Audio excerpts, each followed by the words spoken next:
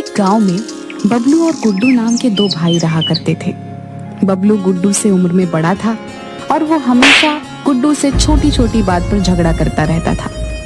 इस बात से उसके पिता हरिया बहुत चिंतित रहा करते थे। एक दिन बबलू गुड्डू से बगैर किसी बात के झगड़ा कर रहा था कि तभी वहां पर हरिया आ गया। मेरी समझ में नहीं आता बबलू, आखिर तुम्हें गुड्डू से क्या समस्या है? तुम हर छोटी छोटी बात पर गुड्डू से झगड़ा करते रहते हो। हाँ, आप तो गुड्डू का ही पक्ष लेंगे पिताजी, क्योंकि ये आपका लाडला बेटा जो है। ऐसी बात नहीं है बेटा, जितना प्रेम मैं गुड्डू से करता हूँ उतना ही प्रेम मैं तुमसे भी करता हूँ। मेरी समझ में ये नहीं आता कि आखिर तुम्हारे दिमाग में इतनी नफरत भर कौन रहा है। झूठ मत बोलिए पिताजी, सच तो यह है कि आप गुड्डू को हमेशा से मुझसे ज्यादा प्रेम करते हैं। आप हमेशा गुड्डू का ही पक्ष लेते हो।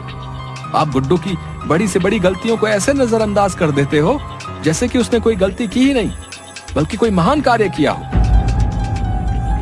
अपने बड़े भाई और पिता की बहस को गुड्डू काफी देर से सुन रहा था।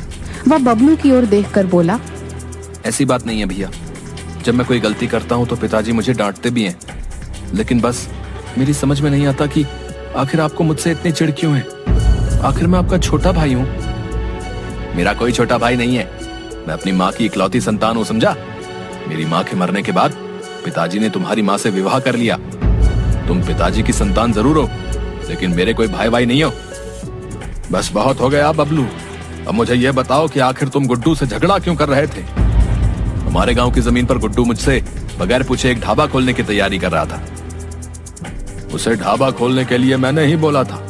तुम तो कोई काम काज करते नहीं हो, और अब मैं बूढ़ा हो चुका हूँ। गुड्डू ही परिवार का खर्च उठाता है। बस अब यही सुनना बाकी रह गया था।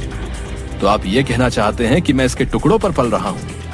पिताजी, वो जमीन मेरी है। मैं उस जमीन पर गुड्डू को कोई ढाबा नहीं खोलने दूंगा।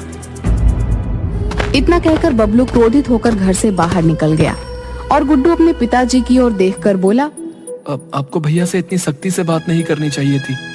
पिताजी, आपने उनसे ऐसा क्यों कहा कि घर का खर्चा मैं ही उठाता हूँ? उनको कितना बुरा लगा होगा।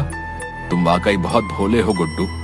तुम्हारा बड़ा भाई तुमसे बगैर बात के झगड़ा करता रहता है, और फिर भी तुम्हारे मन में उसके लिए इतना प्रेम और स्नेह है। वो मेरे बड़े भाई है पिताजी, उन्हें मुझसे झगड़ने का पूरा अधिकार है। भैया मन के इतने बुरे भी नहीं है पिताजी, उन्हें जरूर कोई मेरे खिलाफ और आपके खिलाफ भड़काता रहता है। मुझे याद है बचपन में जब मैं दूसरी कक्षा में था और भैया 5वीं कक्षा में थे, भैया मुझे कितने प्रेम से मेरी उंगली पकड़कर मुझे विद्यालय ले जाया करते थे। मुझे तुम पर गर्व है बेटा कि मुझे तुम्हारे जैसी संतान मिली। इतना कहकर हरिया ने गुड्डू को गले से लगा लिया। उधर बबलू क्रोधित होकर सीधा गांव के व्यक्ति रोशन के पास पहुंच गया। रोशन एक कपटी व्यक्ति था जो अंदर ही अंदर हरिया से बहुत जलता था। वो काफी वर्षों से बबलू के कान भर रहा था। बबलू को अपनी तरफ आते देख रोशन मुस्कुराता हुआ बोला, क्या बात है बबलू, लगता है अपने छोटे भाई गुड्डू से फिर से झगड़ा करके आए हो तुम। अब तो हद पार हो गई है रोशन चाचा। आज तो मेरे पिताजी ने ये तक बोल दिया कि परिवार का खर्चा भी गुड्डू ही उठाता है, मानो कि मैं कुछ करता ही नहीं। अरे तुम्हारे पिताजी ने तुम्हें साफ साफ समझा दिया कि तुम गुड्डू के टुकड़ों पर ही पल रहे हो। तुम उन दोनों के लिए बोझ हो। मैं अब इस गांव में नहीं रहूंगा रोशन चाचा। मैं अपने परिवार को छोड़कर हमेशा के लिए चला जाऊंगा। अरे ऐसी गलती मत करना बबलू। अगर तुमने ऐसा किया तो गुड्डू अपने मकसद में कामयाब हो जाएगा। समझो, वो तुम्हारे पिताजी की सारी संपत्ति पर कब्जा कर लेगा। मत भूलो, हरिया की संपत्ति के असली वारिस तुम हो, ना कि वो गुड्डू। तुम्हारे पिताजी ने सबसे पहले तुम्हारी माँ से विवाह किया था भाई। आखिर पिताजी ने दूसरा विवाह क्यों किया? तुम्हारे पिताजी एक बहुत ही कठोर स्वभाव के व्यक्ति थे, एक नंबर के चरित्रहीन थे। तुम्हारी माँ जब जीवित थी तो वो हरिया के स्वभाव से बहुत चिंतित रहती थी, और इसी चिंता में वो स्वर्ग सिधार गई। तुम्हारे पिताजी शायद इसी दिन का इंतजार कर रहे थे। कुछ ही दिन बाद उन्होंने गुड्डू की माँ से विवाह कर लिया, जिनका देहांत अभी 2-3 साल पहले ही हुआ है। तो फिर आप ही बताइए रोशन चाचा कि मैं क्या करूं? हरिया के जो वकील हैं वो मेरे बहुत अच्छे मित्र हैं। अभी कुछ दिन पहले ही हरिया अपने वकील के पास वसीयत बनवाने के लिए गए हुए थे। ये बात मुझे वकील ने ही बताई। और जानते हो उन्होंने अपनी सारी संपत्ति किसके नाम करवाई है? किसके नाम रोशन चाचा? उन्होंने अपनी सारी संपत्ति गुड्डू के नाम कर दी है भैया। ये बात मुझे उनके वकील ने ही बताई। अगर तुम्हें मेरी बात पर विश्वास ना हो तो तुम स्वयं जाकर वकील से पूछताछ कर सकते हो। अगर ऐसी बात है रोशन चाचा, तो फिर मैं गुड्डू को छोड़ूंगा नहीं। ऐसी गलती भूलकर भी मत करना। मेरे पास एक और उपाय भी है। कैसा उपाय रोशन चाचा? मैं तुमसे अभी कुछ देर पहले कह रहा था कि वो वकील मेरा बहुत अच्छा मित्र है। वो मेरे कहने पर वसीयत तुम्हारे नाम पलट देगा। पर इस बात का पता हरिया को कभी नहीं चल पाएगा। जब हरिया इस दुनिया से चला जाएगा तो सारी संपत्ति के वारिस तुम हो जाओगे। उसके बाद तुम गुड्डू को धक्के देकर बाहर निकाल देना। इस राज को तुम्हारे, मेरे और वकील के अलावा कभी कोई नहीं जान पाएगा। अगर तुम कहो तो मैं उस वकील से बात कर लेता हूँ। तुम्हारे पिताजी को पता भी नहीं चलेगा और वो वकील वसीयत में सारी संपत्ति तुम्हारे नाम पलट देगा। तभी वहाँ पर रोशन की बेटी उषा आकर बोली, पिताजी आपको माँ बुला रही हैं। रोशन उषा की बात सुनकर वहाँ से चला गया। उषा बबलू की ओर प्यार से देखने लगी। दरअसल उषा और बबलू एक दूसरे से प्रेम करते थे। मैंने तुम्हारे और पिताजी के बीच की सारी बातें सुन ली हैं। तुम एक काम करो, कल पिताजी के साथ उस वकील के घर पर चले जाओ और वसीयत अपने नाम कर लो। जब तक तुम ऐसा नहीं करोगे, पिताजी मेरा विवाह तुमसे नहीं करेंगे। मैं कुछ समझा नहीं उषा, तुम क्या कहना चाहती हो? तुम ही बताओ ना बबलू, कोई पिता उस लड़के से अपनी बेटी का विवाह क्यों करेगा जिसके हाथ में कुछ भी ना हो? और फिलहाल तो तुम्हारे हाथ में कुछ भी नहीं है। जो कुछ भी है तुम्हारे छोटे भाई गुड्डू का है। उषा की बात सुनकर बबलू के चेहरे पर क्रोध आ गया और अगले दिन वह रोशन के साथ अपने पिता के वकील के पास चला गया, जो शायद उन्हीं का ही इंतजार कर रहा था। रोशन का फोन आ गया था बबलू कि तुम आने वाले हो। देखो भाई, मैं तुम्हारे पिताजी की वसीयत तुम्हारे नाम पलट दूंगा, लेकिन मुझे तुम्हारी संपत्ति में से 20% हिस्सा चाहिए। 20%? कहीं आपका दिमाग खराब तो नहीं हो गया? आप जानते भी हैं कि आप क्या कह रहे हैं। ये रकम तो लाखों में पहुंच जाएगी। अब देखो बबलू, तुम्हारे पिताजी ने सारी वसीयत तुम्हारे छोटे भाई के नाम कर रखी है। अगर तुम मुझे 20% नहीं देना चाहते हो तो कोई बात नहीं। 3 दिन बाद तो तुम वैसे भी सड़क पर आने ही वाले हो। अब मैं आपकी बात का मतलब नहीं समझा। दरअसल तुम्हारे पिताजी को ब्लड कैंसर है और ये बात उन्होंने तुमसे और तुम्हारे छोटे भाई से छुपा रखी है। उनकी मेडिकल रिपोर्ट्स मेरे पास अभी भी रखी हुई हैं। ज्यादा से ज्यादा वो 3 दिन के मेहमान हैं। रोशन बड़ी चालाकी से बबलू की ओर देखकर बोला, ये सोचने का समय नहीं है बबलू।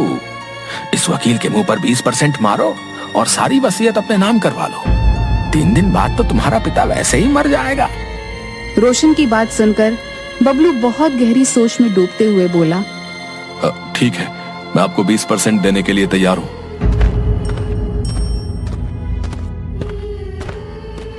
तो यहाँ अपना अंगूठा लगा दो और टेंशन फ्री होकर अपने घर चले जाओ, ठीक है? वसीयत तुम्हारे पिताजी के मरने के बाद ही सुनाई जाएगी। बबलू अंगूठा लगाकर रोशन के साथ लौट आया और 3 या 4 दिन के बाद अचानक हरिया की तबीयत बिगड़ गई और उनकी मौत हो गई। गुड्डू फूट फूट कर रोने लगा। सारे गांव वाले वहां एकत्रित हो गए कि तभी वो वकील वहां पर आ गया। गुड्डू, मैं तुम्हारे पिताजी का वकील हूँ। मैं यहाँ पर यह बताने के लिए आया हूँ कि तुम्हारे पिताजी ने संपत्ति किसके नाम की है। ये बात आप कल आकर बता देना। मैं अभी सुनने और समझने की स्थिति में नहीं हूँ। मैं अपने पिताजी से बहुत प्रेम करता था, वो मुझे छोड़कर चले गए। मैं अकेला रह गया। देखो, ये मेरी मजबूरी है गुड्डू। तुम्हारे पिताजी का आदेश था कि उनके मरने के 2 घंटे बाद वसीयत पढ़कर सुना दी जाए। वसीयत के मुताबिक सारी संपत्ति उन्होंने तुम्हारे बड़े भाई के नाम कर दी है। इतना कहकर वकील वहां से चला गया, मगर गुड्डू को वकील की बात से कोई फर्क नहीं पड़ा। वह फूट फूट कर रोता है। हरिया का अंतिम संस्कार बबलू ने किया। शाम के वक्त गुड्डू रोता हुआ जब घर पर आया तो बबलू क्रोधित होकर गुड्डू से बोला, पिताजी ने सारी जायदाद मेरे नाम कर दी है गुड्डू। अब तुम्हारे लिए इस घर में कोई जगह नहीं। तुम यहाँ से निकल जाओ। ये आप कैसी बातें कर रहे हैं? मैं भला कहाँ जाऊंगा? मेरा तो अब आपके अलावा संसार में कोई नहीं है।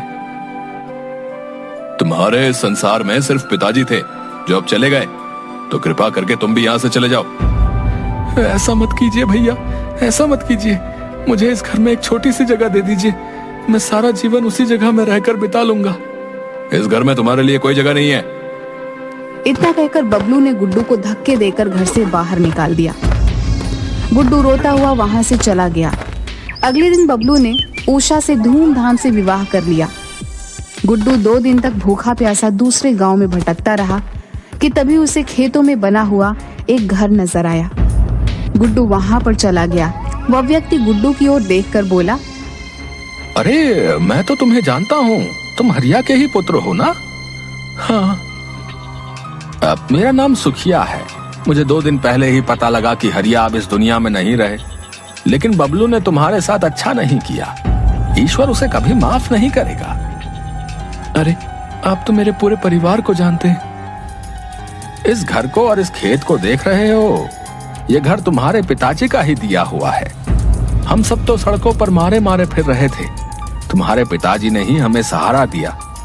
आज से इस घर और इस खेत के वारिस तुम हो। उस दिन के बाद से उसी घर में गुड्डू रहने लगा। वह दिन भर खेतों से मेहनत करके आता और शाम के वक्त घर पर सो जाता। उधर बबलू एक दिन शाम के वक्त जब अपने घर पर लौटता है तो उसने देखा कि रोशन और उसकी पत्नी उसी के बारे में बात कर रहे थे। बबलू चुपके से उनकी सारी बातें सुनने लगा। पिताजी, आपके कहने पर मैंने उस बबलू से विवाह कर लिया। अब तो सारी संपत्ति मैंने आपके नाम भी कर दी है। अब मुझे उससे छुटकारा दिलाइए। चिंता मत कर बेटी, मैं सही मौके की तलाश में हूँ। इस संपत्ति को हड़पने के लिए बरसों इंतजार किया है। मैं नहीं चाहता कि मेरी छोटी सी गलती मेरी वर्षों की मेहनत पर पानी फेर दे। मैं तो ये उपाय सोच रहा हूँ कि बबलू को जड़ से खत्म ही कर दिया जाए। यह सुनकर बबलू बुरी तरीके से आश्चर्य में पड़ गया और क्रोधित होकर सीधा रोशन के सामने आकर बोला, मुझे तुमसे ये उम्मीद नहीं थी रोशन। तो इसका मतलब पिताजी सही कहते थे। तुम हमेशा मेरे परिवार के खिलाफ मेरे कान भरते रहते थे। और उषा, तुम तो मेरी पत्नी हो। काहे की पत्नी? मैंने सिर्फ पिताजी के कहने पर तुमसे विवाह किया है। निकल जाओ यहाँ से, इससे पहले कि मैं तुम्हें धक्के देकर बाहर निकाल दूं। ये घर मेरा है नहीं, तुम्हारा था। तुम्हें शायद याद नहीं कि तुमने उस वकील के यहाँ पर अंगूठा भी लगाया था और जायदाद हथिया ली थी। उसी वकील ने वसीयत पर तुम्हारा नाम नहीं बल्कि मेरा नाम लिखा था। रोशन और उसकी पत्नी उषा ने बबलू को धक्के देकर घर से बाहर निकाल दिया। नंदी पछतावे के आंसू लिए हुए वहां से चला गया। उसे अपने पिताजी और छोटे भाई की बहुत याद आने लगी। कुछ दिनों तक बबलू ऐसे ही भटकता हुआ उसी जगह पर पहुंच गया जहां उसका छोटा भाई रह रहा था। अपने भाई को देखकर गुड्डू दौड़ता हुआ बबलू के पास पहुंच गया। अरे भैया, आपकी दशा इतनी बुरी कैसे हो गई? बबलू ने रोते हुए सारी घटना अपने भाई गुड्डू को बता दी। चिंता मत कीजिए भैया, मैं हूं ना। मैंने तुम्हारे साथ कितना बुरा किया गुड्डू, और तुम? नहीं भैया, मैं बचपन से जानता था कि आपके खिलाफ मेरे कोई कान भरता है। आप मन के इतने बुरे नहीं हैं। तभी वहां पर एक कार आकर रुकी।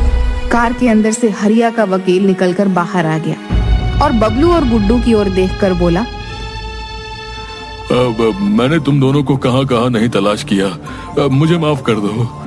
मैंने तुम दोनों के साथ बहुत बुरा किया। ईश्वर ने मुझे इसकी सजा दे दी है। मुझे भी तुम्हारे पिताजी की तरह ब्लड कैंसर हो गया है और मैं भी कुछ दिनों का ही मेहमान हूँ। मरने से पहले मैं प्रायश्चित करना चाहता हूँ। आपने बहुत देर कर दी वकील साहब। रोशन ने सारी संपत्ति अपने नाम कर ली है। आपने जो अंगूठा मुझसे लगवाया था उसका फायदा मेरी पत्नी और रोशन दोनों ने उठाया। ऐसा नहीं है बबलू। दरअसल हरिया जी ने तुम दोनों को अपनी आधी आधी संपत्ति नाम की थी। आधी संपत्ति का वारिस गुड्डू आज भी है। रोशन ने सिर्फ तुम्हारे ही हिस्से की संपत्ति अपने नाम की है। ये क्या कह रहे हैं आप? मैं बिल्कुल ठीक कह रहा हूँ। बचपन से ही तुम्हारे पिताजी और छोटे भाई के खिलाफ तुम्हें भड़काता रहा, यहाँ तक कि उसने अपनी बेटी का विवाह भी तुम्हारा विश्वास जीतने के लिए कर दिया। मेरे पास उसके खिलाफ तमाम सबूत हैं। मैं पुलिस के सामने गवाही देने को तैयार हूँ। चलो मेरे साथ।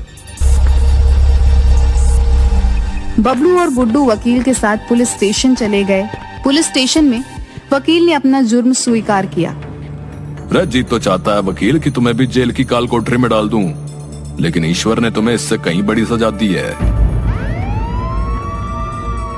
इसके बाद पुलिस रोशन के घर के लिए निकल गई।